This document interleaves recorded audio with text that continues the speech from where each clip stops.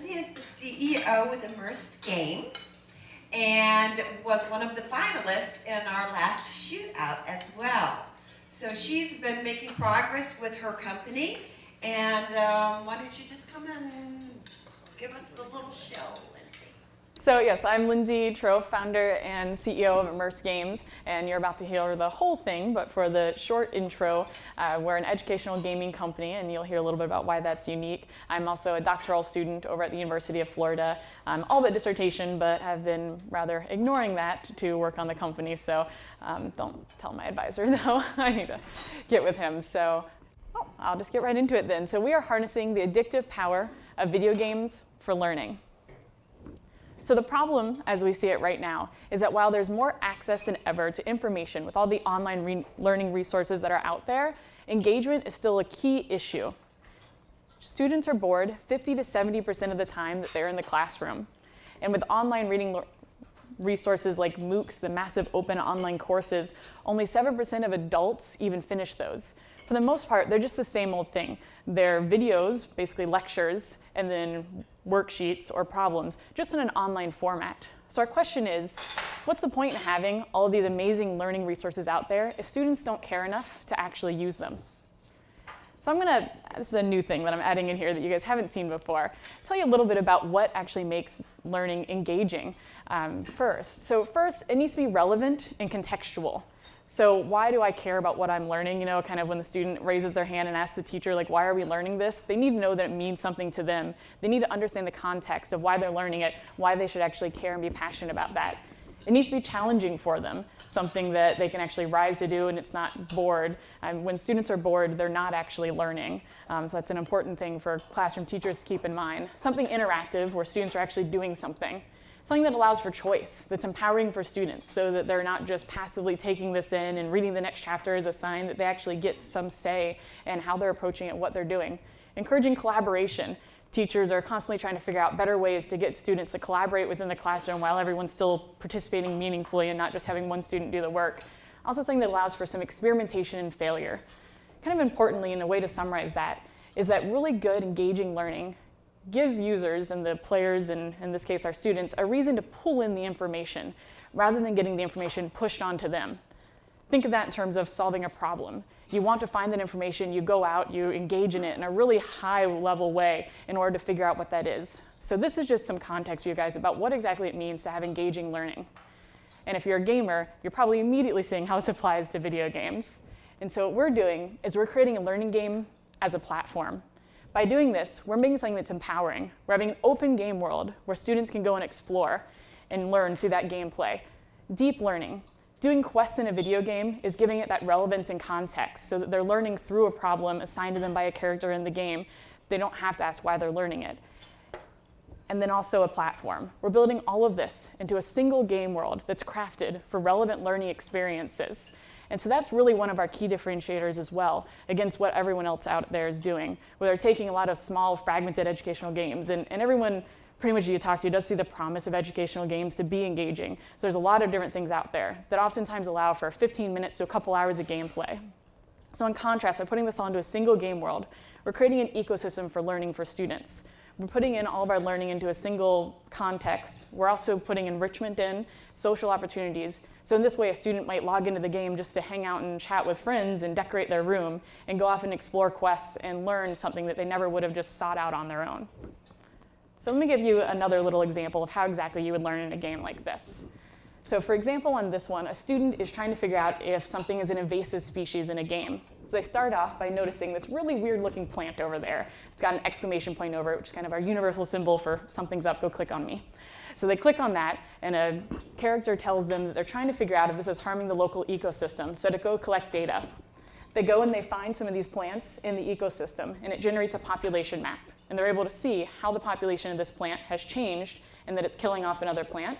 They draw a conclusion based on the data they just did, and then if the people agree with them, they remove the plant and they save the ecosystem from being destroyed.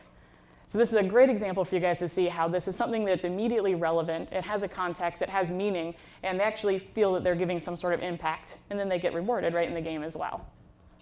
So where we are with product development, The moving PCC over there is what we have complete, which is our first prototype that we were able to test with students and have some sample quests going on and get feedback from them.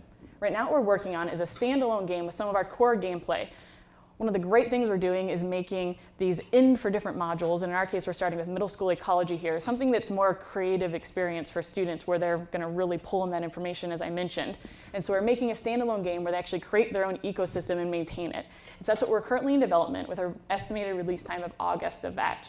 After that point, we'll pull all this together into the first platform release of the game, the first online version of this where everyone can play together in our game world, and then continue to add on content and iteratively expand that, expanding out content all the way potentially for up to 3rd through 12th grade. So far, as we've talked to people, we've had a great response. We ran a Kickstarter this summer and raised $50,000 with the crowdfunding campaign from 309 backers there. We have a few quotes from some of the responses we got, press calling this an idea that's really limitless in potential, we agree, and a teacher excited about the problem-solving opportunities, and parents that were really excited also about having a new approach to learning things that actually matter through a video game and giving students access this way. Let me tell you a little bit more about the team that's making this. I think I already introduced myself pretty well, but to add on as well, my specialization area for my PhD work is in program evaluation and also stats as a minor to really be able to understand what we're doing and give that analysis. And I also ran a photography business while in grad school and undergrad for 7 years to give me some of my initial experience that led me to entrepreneurship. My lead programmer is Samuel Sewall, and he's a senior over at the University of Florida in digital arts and sciences. And so he has experiences working from creating a program for NASDAQ and many projects and is leading that up as well.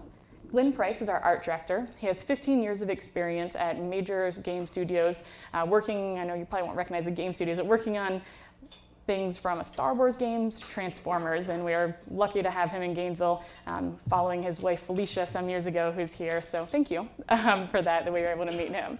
Ryan Tropf is in operations. He has a management degree and over 10 years of experience from being a hiring and training coordinator at Best Buy to an Apple Solutions consultant. And then Caroline Lamarck, our lead writer and does a lot of the creative work, has a master's in English and a freelance artist and is able to contribute to that. We also have a couple advisors who have been volunteering their time because they really believe in what we're doing. The first is Anna Williams, and she consults on a lot of the technical art direction, and she's actually one of the co-founders of Paracosm. She also introduced us to Jason Cook as a programming advisor, and he's made this style of game at scale before. And so he's consulting with our programmers on that, and he's in charge of software development at Infinite Music currently. Let me tell you a little bit more about the market potential that we have. We're starting, as I mentioned, targeting middle school students, which in the US is 21 million. As we continue to expand, we have the opportunity to go out to 41.5 million 3rd to 12th grade students. Interestingly, we see ourselves as cross-segmenting between 4 existing markets where most of the key players are right now. The first one is obviously the educational games market, which is currently 1.5 billion, predicted to go up to 2.3 billion this year. We also go over MMOs. So this is the genre of game we're pulling from. It's called massively multiplayer online role-playing game, but you don't have to remember that part.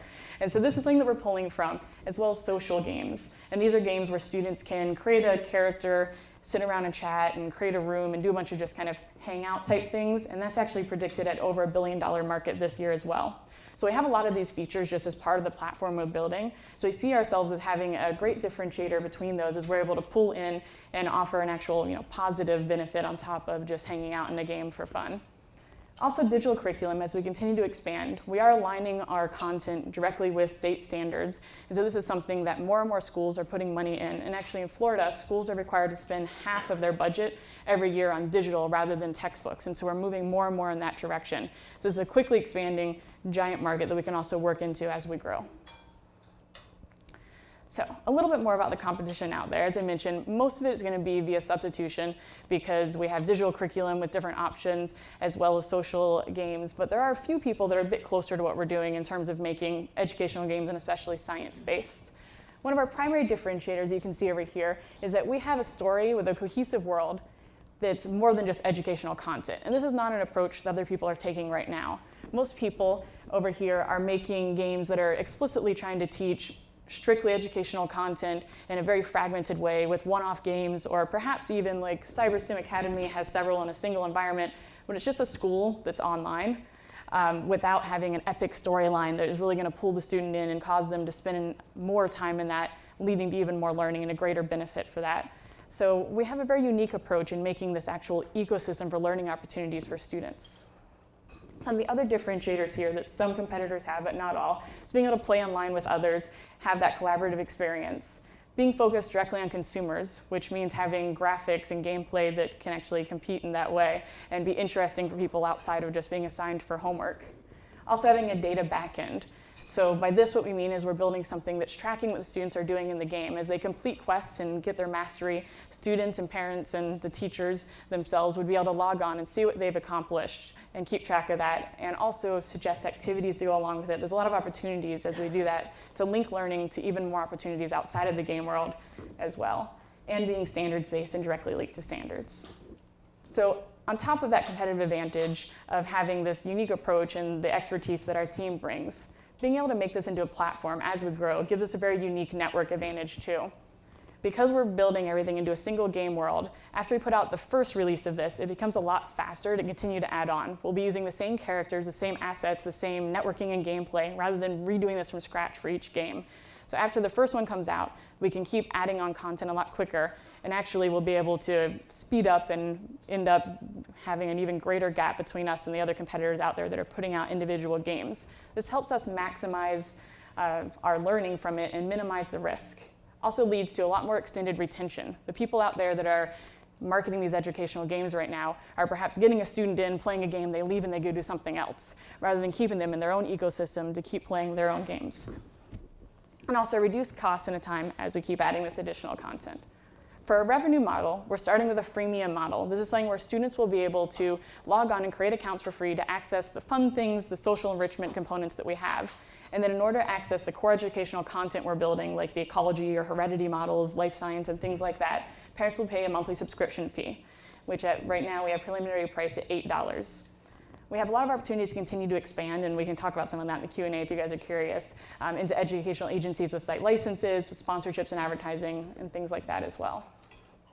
So for our initial market, we're starting with consumers to focus on getting in quickly rather than focusing on the really long school sales process and getting users. So the first two customer segments that we're targeting are homeschoolers and the early adopting elite.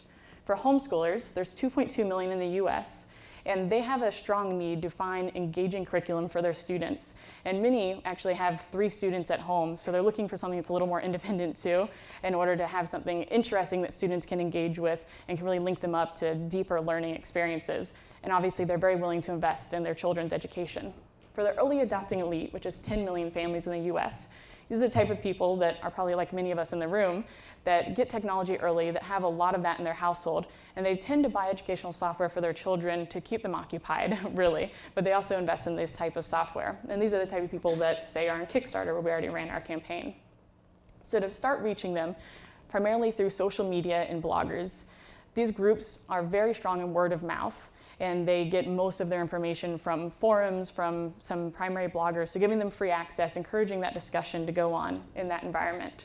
Conventions as well. We actually have the largest homeschooling convention in the US in Florida, which we're going to in May.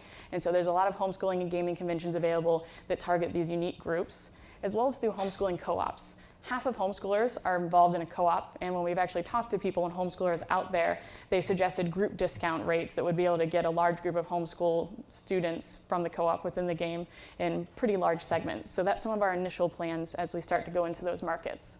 We'll also continue to expand with built-in referral features. So this is things like if you get 3 friends to join the game, you get an exclusive in-game pet. And that is very motivating, even for adults, as well as aligned partnerships. As we keep expanding and adding content, we'll be able to link up with, say, a nonprofit in robotics, make a module on robotics, and they'll advertise it, and we'll be able to do that type of aligned partnership to continue to reach each of these people's networks. So 2014, we completed our alpha development and our Kickstarter and continued on through the standalone game app that we're creating right now. This year by August, we're looking at finishing up that standalone game and raising our seed round of funding. Next year, we'll be able to release the first version of the full platform as well, which is having a customizable room and character in a game world and kind of the starting city area. And then start targeting with the homeschoolers and early adopting tech elite. We'll continue to add content through to 2017 and start piloting with charter and private schools and learning about some of the tools that they need and implementing teacher-specific tools. the next year being able to expand out there, pilot with some public schools, and continue to expand out as we continually add content after the launch. So for revenue expansion, as I mentioned, we have an opportunity for sponsorships that's really interesting. Think, for instance, a bank being able to sponsor a personal finance module. So there's a lot of opportunities for the social good element, as corporations could be able to reach individuals with social good and having some learning opportunities through our platform. Advertising, interacting with brands in a video game world, but in a closed off way, not impacting the content, but in kind of the main social areas. For instance, if someone like IKEA wanted to have their store in a mall, this is a great way to access this target market and also be able to make a lower price point for students, as they'll be able to support a lot of our development costs. Grants are obviously available as we continue to pull in some funding to build out our platform. In a few years from now, one of the really exciting things that we're going to be working on is a module creator. As we build this, we're building our own internal tools to create quests, and so we'll be able to turn those around and put out a development kit and an SDK, a module creator, where educators or individuals who are interested can actually use our assets and our game mechanics that we've been creating and make their own content, which they can release with an in-game app store. So this is something that after we start to gain some traction, gives us a great potential to take off with our platform, to start crowdsourcing more information, more content for this, and really turn this into a dynamic platform with a lot of different people contributing to it. Our projected financials are focusing on the consumer end without the potential for the module creator in schools and things like that. And so this is based on industry median assumptions. So for instance, social games have a viral coefficient between 0.7 and 1, so we went at 0.85. So we built this from the bottom up based on these type of assumptions, and I'd also be happy to discuss those in the model that we used for that. So based on those basic assumptions, we have this user growth ending with a little over 9 million students at the end of 2019. The associated revenue with a 17.5% conversion rate. We'll be able to break even in 2017. And then because we're a very high leveraged company that has upfront development costs, after we tip over that point with users, we'll be able to become profitable very quickly after that point. Right now, we're seeking $400,000 as a seed round of equity funding from angel investors and early stage VCs, looking to close later spring this year. The use of these funds is to get that first standalone game that's testing those core assumptions to market, and then acquire engagement data from that. We want to show that the type of thing we're building is unique and is going to keep students coming back and engaging with it long term and very interested in this, so that we can then use that to raise a next round of funding to get the full platform to market. So now, right now, is the perfect time to be doing this. There's market moving in this direction with increased access to online learning, the cost of technology going down, broadband going out, schools requiring more people to invest in digital curriculum. There's so many different market forces right now moving in the direction of having a game-based learning platform like this. And nobody yet has started to unify the educational games market in this way. So we have the potential to really do that and to transform this market into something new by creating this first learning game as a platform. Thank you.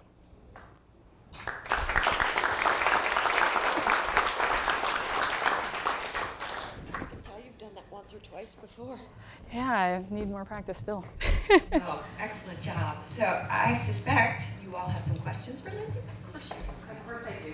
Well, having grown up with kids who were fully immersed in things like Minecraft and all of these other things where it's, similar to what I'm seeing here, I believe that the games can be really engaging, but what kind of research have you done into educational value that kids are really walking away from that's going to translate into better performance in school and better retention of information and grasp of concepts?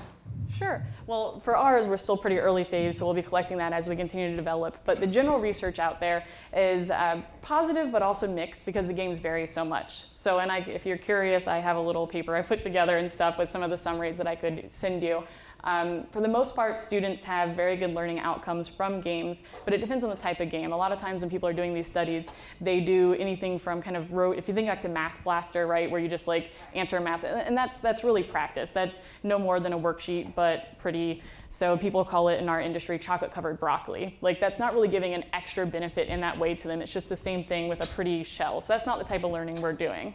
Yeah. Do you have plans to sort of roll it out and beta test it in schools that Yes. are going to act as guinea pigs for you? Yes, absolutely. So I mentioned in kind of the development plan that we'll basically pilot with some schools and continue out, but before even that point, when we just get our initial users, we'll be collecting back-end data from that. And so we're actually talking with UF about something to help mask and keep all the data private so we can't see individual students, because really the power of something like this, you can collect information on absolutely everything the student does in the game, and it's a matter of processing that. And there's a company out there called Metacog that has an API for kind of deep learning from these type of games that can actually help you identify different learning pathways. Is a student failing in a way that they're experimenting intelligently to actually get to the point where they're going to solve this, or are they just randomly doing things and it's not going to get there? And then you can use that to do adaptive supports, to pull out more learning, to adjust your game.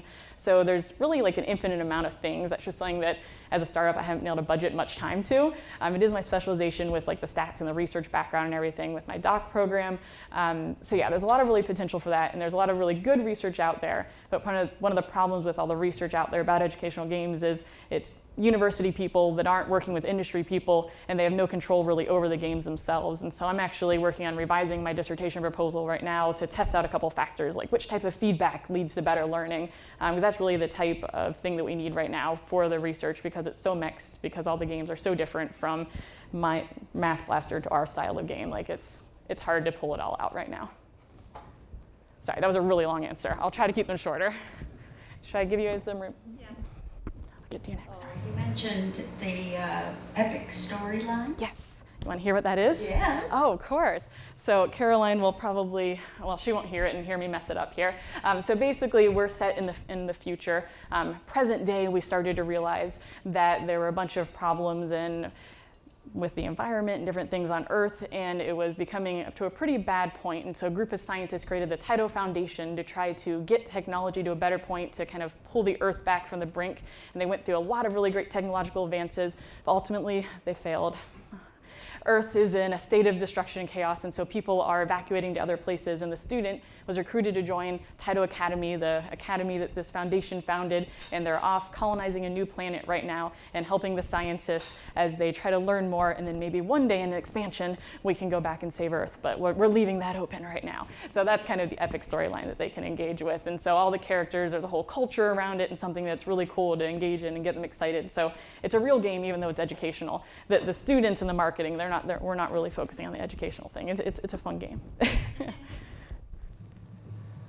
My question's about replay value. Yes. I mean, as a gamer when I was growing up, once you beat a game or you 100% it, then you move on. I mean, you sell your game, used game, and you want to play something brand new. Is this going to be a lot like World of Warcraft, where they're going to want to keep playing and there's always going to be a new mission, or is somebody going to be able to 100% this and move on? Before I answer this question, it's really fun that I'm getting like game questions and not business questions, but I can answer those too.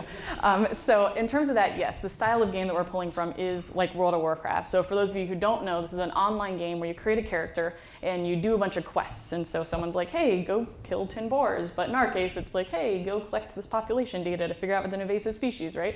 So it's a little bit different there. And so they're able to do these quests, but then there does get to the point where they're going to get through all your content. So the big question for this type of game is, can you keep them playing it once they've gotten there, and what's your in-game content look like? So in World of Warcraft, that means you go kill the same 10 big dragon bosses every single week. It does get boring. And so for us, what that means is the thing that I mentioned where, say, you create your own biodome. So think more Minecraft-like in that it's got this cool sandbox experience. So at the end of the module for ecology, we're going to let them try to create an ecosystem. And of course, the more they go do the quests and learn about ecology, the better they're going to get at that and be able to build a bigger and more awesome ecosystem, so it's linked together for the learning. Next, we're going to do heredity, so they'll be able to, say, breed different traits out so they can put them back into their environment. So something that gives a lot of, it's called sandbox, where you get to experiment and play. And the hope is, just like in games like World of Warcraft, where 13% of the posts on the forums are like advanced statistical modeling, trying to figure out the best way to do things, they'll start doing that, but for content that really matters.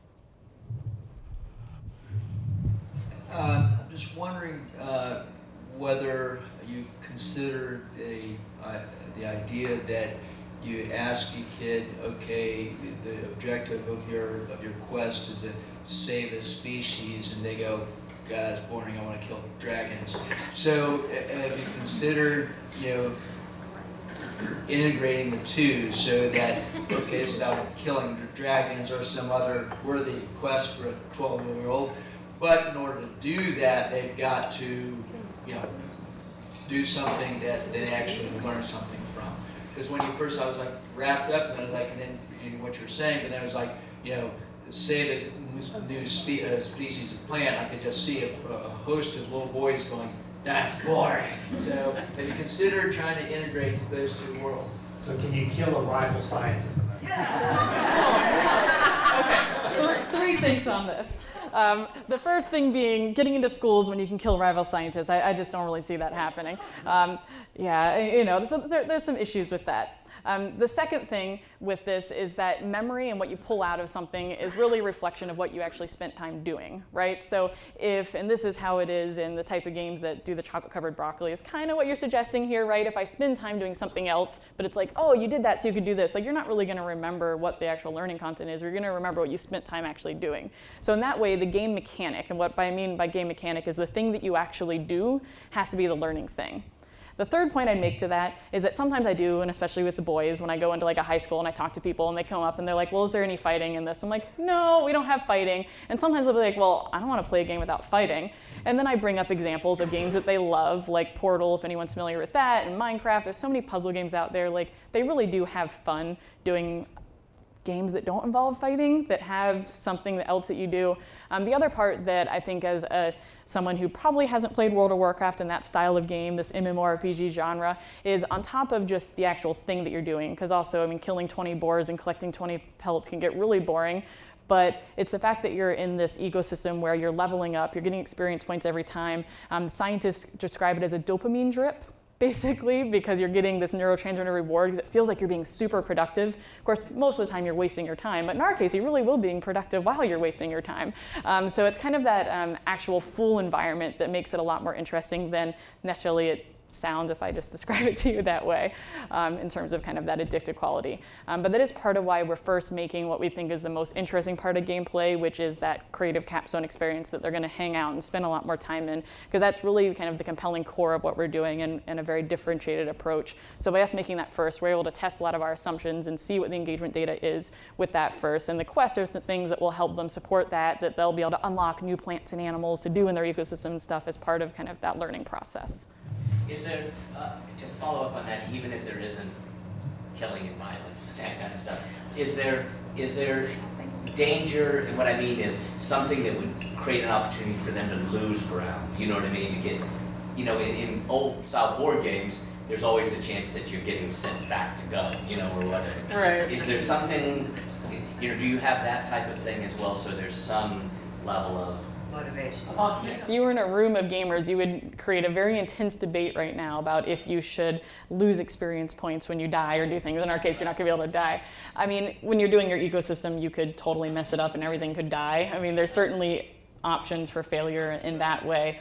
There's no death here, so it's not something that it's like, yes, I just lost my level and I'm so mad. But hopefully it'll be frustrating enough trying to figure out. It is fun to frustrate kids when they're playing the game. It's kind of important. You have to have that overcoming something, and especially with things like this, that they can get really frustrated and things are dying and they're trying to figure it out. So our challenge right now as we build the AI calculation on the back end is making the balance of actually making it challenging but not impossible where they're all going to quit. So we're working on balancing things like that as well so that it feels right. Challenging enough but not too much. And I'm assuming that since the parents are ponying up $8 a month, they're going to be encouraging these children to actually utilize this, correct? Well, hopefully. But my real hope is that students will do it themselves. But the parents will be integrated with that data backend, being able to see what their students are doing. And then I really mentioned the idea of we have some teachers who are volunteering to help, who have written like a lesson plan to go along with what we're doing. And so they can also be sent activities. So I think the easiest way to understand that is if your kid learns about volcanoes in the game, you get the recipe sent to your inbox saying, here's how to make a volcano explode in your kitchen tonight. So we do want parents to be able to be linked in. And my goal is not to make a generation of kids that is still just sitting there all the time, but is actually reaching outside of the game world and doing something else. You're getting a lot of parental questions here. I can see Yeah. it in a room full of parents like Doug, and I can tell you, kids are super, super savvy about learning games because I purchased every single one on earth for my kids when they were growing up.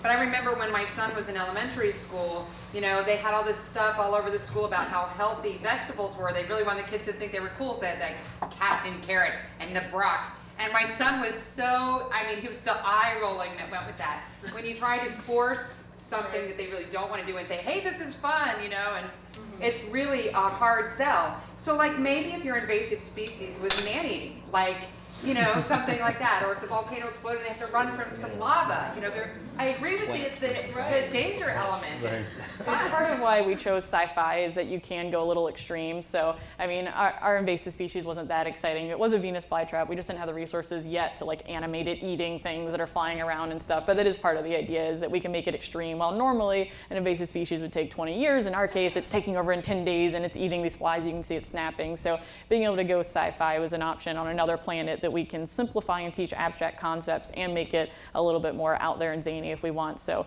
one of the things that we have planned, but we haven't started working on exactly how to implement it because we're doing the whole create your own part right now for the quest is, for instance, if you guys are familiar with that fungus that basically turns ants into zombies and like makes them go kill themselves. So basically doing something like that with a quest, and they're probably gonna think it's fake, right? And it's something we made up, and then at the end, like showing a little picture, like, by the way, this existed on Earth. So being able to integrate some fun things like that. Business questions? I feel like I'm getting off way too easy. I got a question. I actually homeschooled my youngest daughter, and she learned math on Math Blaster. So I was very happy for that. I didn't have to pay for it. I mean, I did have to pay for the games when I got them, but I didn't have to pay $8 a month. Right. And I can tell you that if I had to pay $8 a month, I would want some stats that told me what my kid was learning. One of the biggest problems I had when I was homeschooling my daughter, when she got up into the middle school years, was to find out how she was doing with according to the rest of the population of children her age. If you're homeschooling, you don't get that. So what I did is I went over to Santa Fe and had her tested, so that way I could tell how she was doing with other students. But if you had a game like this, you would want to include some of that in your game so parents got some feedback. Have you thought about that? Also, as I've heard you talking about this game, I see a game for elementary school kids. You said your market was middle school to begin with.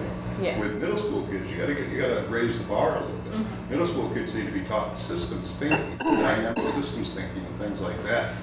If you're doing something on ecology, maybe you could work in some system thinking skills like how populations grow and use more resources and how feedback goes and other populations die off because of that. And you could show some modeling, some dynamic modeling. And That's exactly what we're building right now. You're starting to build that stuff. Yeah, That's what you need for middle school and high school. No, and then you need feedback on that if you expect parents to pay for it. Right, absolutely. So the Create Your Own Biodome, I know I try not to get, unless people ask, too into all the fun elements of that. But the Create Your Own Biodome, that's exactly what it's doing. They're basically putting the resources in to start, water, what the temperature, altitude, precipitation is, placing plants and animals in there, the decomposers, producers, consumers, and then our programmers we've consulted with the postdoc ecologists and stuff to create the background algorithms that they won't see, but that it'll show them the data of how the population is rising and falling and let them try to figure out problems. So they get kind of develop energy points where they can put more things in to try to fix it. So if they didn't put enough bunnies in, or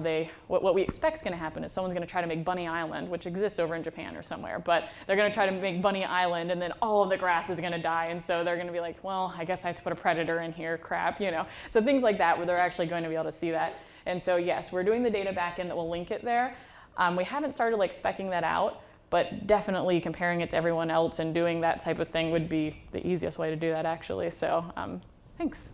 We have some more questions back here.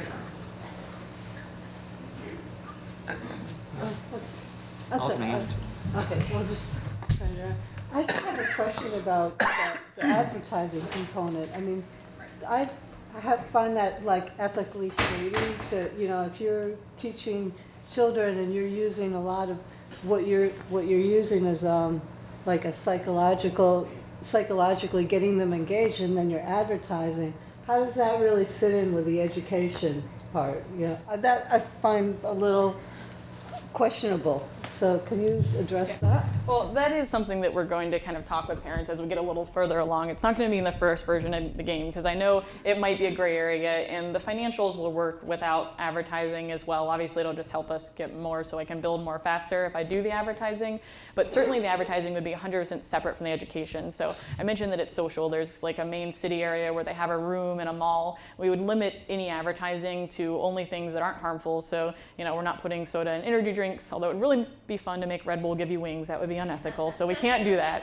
But keeping it only in like a mall social area, completely separate from the content, and never actually going over to the content from that and having that independent. Yeah, I'm gonna market test on that and talk with parents and see, but I mean, when we get to that point, we can also see it might be that I could make this completely free if I just did a bunch of advertising if people want this. So it's gonna kind of be finding the balance of what's the most good that I can get out of it with which model is gonna work out. So for now, starting a subscription, see potential for sponsorships, especially along content where it can be like banks and financial literacy, see a lot of potential for really exciting advertising, be able to reduce the cost, but I'm gonna have to run models and talk to parents. So I'm not 100% sold on that. That's why that was like, these are my additional options, but we're definitely starting with subscription and we're gonna kind of experiment and run models and see kind of what will happen with all the others. So I understand the concern. It's something that we talk about. I think I can yell.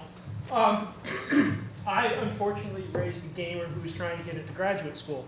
But one thing I saw him go on the educational games and whatnot, and what really drove his interest was competition and chance. I didn't catch if you have the competition and chance integrated into your program that would get the adrenaline junkies in the child population interested in it. Not if you're thinking first-person shooter style, but certainly when you're in a social game or you're online, there's always competition because you want to have the bigger, better things and the new ride and things like that. So there's always kind of that social competition element, who's getting farthest in their levels and everything like that. That, I mean, these games are kind of driven socially in that way.